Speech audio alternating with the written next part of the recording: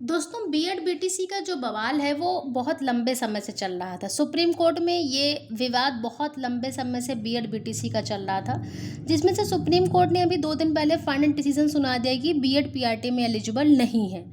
इस चैनल पे जितने भी लोग मुझसे जुड़े हैं सबको पता है कि मैं एक बीएड कैंडिडेट हूँ।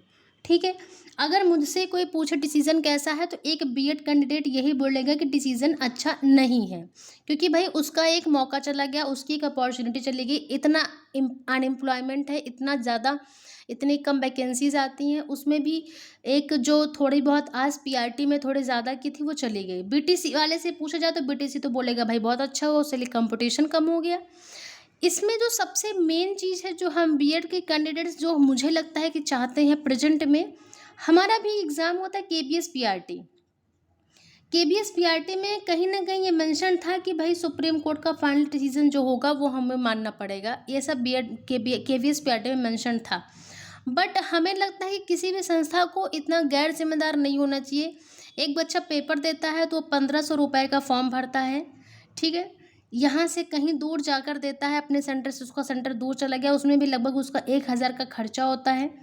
उसके बाद ये तो चलिए पैसे की बात हो गई है जो है। उसके साथ वो किसी न किसी कोर्स को खरीदा होता है, जो कम से कम 2000 से 3000 का कोर्स होता है। अगर ऑनलाइन परचेज़ किया, ऑफलाइन है तो उसका और ही खर्चा हो गया। वो तैयारी करने के लिए कहीं बाहर जाता है, तैयारी करने के अगर वो बाहर गया तो उसका अगर 2-3 महीने हर कोई एग्ज़ाम को देता है, जितनी भी जल्दी वैकेंसीज़ आ जाएँ तब भी। अगर वो और पहले से है तो और ज़्यादा खर्चा। अगर सिर्फ़ केबीएस के लिए देखें तो 2 महीने से कम किसी ने भी नहीं दिया होगा। अगर मैं 2 महीने के खर्चा देखूँ तो 2 महीने के खर्चे ऑलमोस्ट मिनिमम टू मिनिमम 15,000 होते हैं। अगर कोई बाहर पढ़ रहा है, लाइब्रेरी जॉइन किया, कुछ भी जॉइन किया, आप इतने खर्चे देखिए।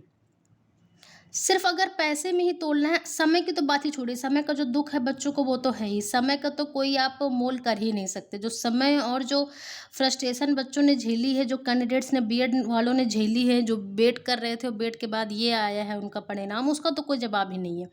पैसा आप देखिए, 4000 15 लगभग 20-25 हज़ार अगर आप यहाँ पे देखिए तो ऑलमोस्ट यहाँ पे, चलिए पैसा भी जोड़ लेते हैं एक बार, चलिए ठीक है, अराउंड 20,000 प्लस एक मिनिमम एक्सपेंडिचर हम बता रहे हैं। इसमें अगर किसी ने महंगी कोचिंग की होगी या किसी ने इंटरव्यू के लिए क्लास ज्वाइन कर ली होगी तो उनका आप पूछिए मत क्या हाल हुआ होगा।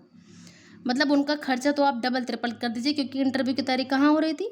दिल्ली में हो रही थी। और दिल्ली में रहना तो मतलब समझ लीजिए कि ये एक इतना खर्चा तो उनका एक ही महीने में हो गया होगा, ठीक है?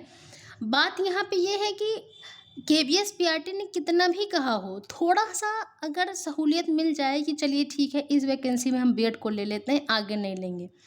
आगे कोई वैकेंसी है तो नहीं लेंगे, तब भी थोड़ा-सा लगेगा कि हाँ, चलिए हमारे लिए कुछ हो रहा है। मैं खुद स्टूडेंट हूँ, तो जितने अच्छे से एक बीएड का कैंडिडेट समझेगा, उतने अच्छे से कोई यूट्यूबर नहीं समझेगा, कोई टीचर नहीं समझेगा।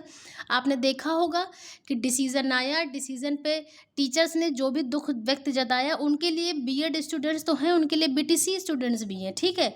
वो दूसरे दिन से ही उनके बैच शुरू हो गए, दूसरे दिन से ही वो कट ऑफ बताना शुरू हो गई, कट ऑफ में कितनी गिरावट आएगी, पीआरटी में क्या होगा, क्या नहीं। ये तो मतलब एक अगर उनको थोड़ा-सा सेंसिटिव होना चाहिए कि अगर एक उनके पास कैंडिडेट बीएड का भी बीटीसी का है, तो 2 उसमें बीएड के भी हैं। तो थोड़ा-सा कम से कम पढ़ाएँ, ठीक है, नेक्स्ट बीपीएससी का एग्ज़ाम है, बीपीएससी का आप डालें, आपका भई शेड्यूल है, आपके पास कैंडिडेट्स हैं, आप उसका वीडियो डालें, नो डाउट, क्योंकि वो एक टीचर हैं। वो कोई कैंडिडेट नहीं है और हम एक टीचर नहीं है। हमें तो सिर्फ भाई अपना सोचना है ना, बीएड सोचना है भाई। मेन कंसर्न ये है कि बीएड स्टूडेंट को केबीएस पीआरटी में एटलीस्ट इंक्लूड कर लेना चाहिए, क्योंकि यहाँ पे इनके बहुत खर्चे हो गए हैं। इसको कोई भी सरकार कंपनसेट नहीं कर सकती है। अगर पैसा कंपनसेट भी कर देगी तो बस इतना करेगी जो उसकी फ़ीस लगी है, उसका जो टाइम लगा है, उसके जो एफर्ट्स लगे हैं, और सबसे बड़ी चीज़ उसकी जो होप में जितने उसके टाइम वेस्ट हुए हैं, उसका उसका कंपनसेट कोई कर सकता है? किसी बच्चे की होप में जो इतने टाइम लगे हैं उसका कंपनसेट कोई नहीं कर सकता है। और अगर सच बात है कि अगर सच में डिसीजन होना चाहिए, सच में बीएड एलिजिबल है कि नहीं है, ये सब सुप्रीम कोर्ट ने बता दिया है, क्या क्या दलीलें हैं उसने वो भी एक्सप्लेन कर दिया है। लेकिन अभी भी हम ये कहते हैं कि कम से कम जो करंट की वैकेंसीज हैं उनको आप अफेक्ट ना करें। नेक्स्ट टाइम जब आप कंफर्म्ड है कि बीएड पीआरटी में नहीं है तो कोई वैकेंसी आएगी, बीएड उसके लिए नहीं प्रिपेयर करेगा। ये मैं उनकी बात कर रही हूँ जो प्रेजेंट में उनको कुछ इधर उधर के विवादों में नहीं फंसना, उनको अपने काम से काम रखना है। तो ठीक है भाई, हमें अपने काम से काम रखना, लेकिन हमने एक काम किया है, हमने पीआरटी का एग्ज़ाम दे दिया।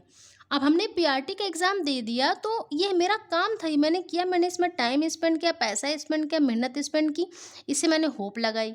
तो आप कम से कम यहाँ पे इसको कंप्लीट कर दें। अगर यहाँ पे आप बीएड को अलाउ कर दें, नेक्स्ट आप बीएड को ना अलाउ करें, दैट डज़न्ट मैटर।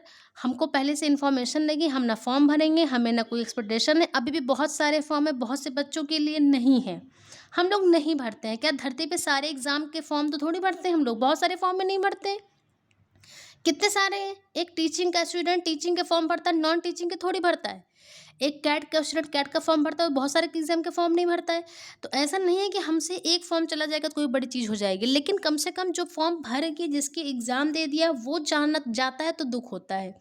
ये समझना चाहिए, किसी संस्था को समझना चाहिए, या फिर किसी भी तरह के जो सरकार का डिसीज़न है सबको समझना चाहिए कि बच्चा इसमें इंक्लूड हो गया है। भाई मेरा तो यही मानना है, आपका जो पॉइंट ऑफ व्यू हो आप बताएं। मेरा ये मानना है कि केवीएस पीआरटी एटलीस्ट यहाँ से बीएड नहीं हटना चाहिए। उसके बाद जहाँ से हटना है, जो करना है अगली वैकेंसी से करें, हमको पहले से खबर होगी, हम ना फॉर्म भरेंगे, ना अपना पैसा लगाएंगे, ना अपना टाइम उसमें इन्वेस्ट करेंगे, हमसे मतलब नहीं है। लेकिन हमने जहाँ इन्वेस्ट कर दिया है उसका हमें मुआवजा मिल जाए तो बहुत अच्छा रहेगा। और जो लोग कहते हैं कि पहले से ये आगाह कर दिया गया था, तो बच्चों को इतनी छोटी छोटी डिटेल के लिए आगाह नहीं किया जाता है कैंडिडेट्स को, क्योंकि कैंडिडेट्स की कहीं ना कहीं अगर यस और नो में अगर 50-50% भी है तो वैकेंसी इतनी कम आती हैं कि एक कैंडिडेट यस वाले पे ही जाएगा। वो हाँ, जहाँ 50% है तभी वो 50% हाँ की तरफ ही जाएगा, क्योंकि उसको लेकर कि अगर मैं नहीं गया और हो गया तो भले ही 50-50% सिलेक्शन की चांसेस आप कह कर तब फॉर्म भरवा रहे हैं, लेकिन एक कैंडिडेट वो 50% ना वाले पे ध्यान ही नहीं देगा, वो हाँ वाले पे ही ध्यान देगा। उसको नहीं लूज़ करने मौके, ये और ये हर संस्था को पता है। तो अगर जब आपको पता है कि बीएड ने एक आशा में फॉर्म भरा है तो आप उसको कंप्लीट कर दें। बाकी मेरा तो यही मानना है कि जो वैकेंसीज हो चुकी हैं, जो एग्ज़ाम हो चुके हैं, उसमें ये लागू ना हो। उसके बाद जो लागू करना है आप लागू करें, उसके बाद हम लोग उसका सम्मान करते हैं, सुप्रीम कोर्ट का सम्मान करते हैं, बट हमारी भी चीज़ों का सम्मान होना चाहिए। हम भी कैंडिडेट से, हमने भी मेहनत की है, हमें किसी स्टूडेंट से नहीं लड़ना है, मुझे किसी बीटीसी कैंडिडेट से नहीं लड़ना है, मुझे किसी से भी नहीं लड़ना, लड़ना नहीं है मुझे। हमें अपना पर्टिकुलर टाइम का कंपनसेट चाहिए, हमें अपना पर्टिकुलर एफर्ट का कंपनसेट चाहिए, हमें इस चीज़ का चाहिए। हमें किसी भी स्टूडेंट का मतलब नहीं है। We want our own efforts, ठीक है, हम अपने अपना एफर्ट के, we want our own result, हमें दूसरे से मतलब नहीं है, ठीक है। तो मेरा मानना है कि केबीएस पीआरटी में बीएड को अलाउ करने के बाद जो डिसीजन लेना हो ले। आपका क्या मानना है आप ज़रूर कमेंट करें।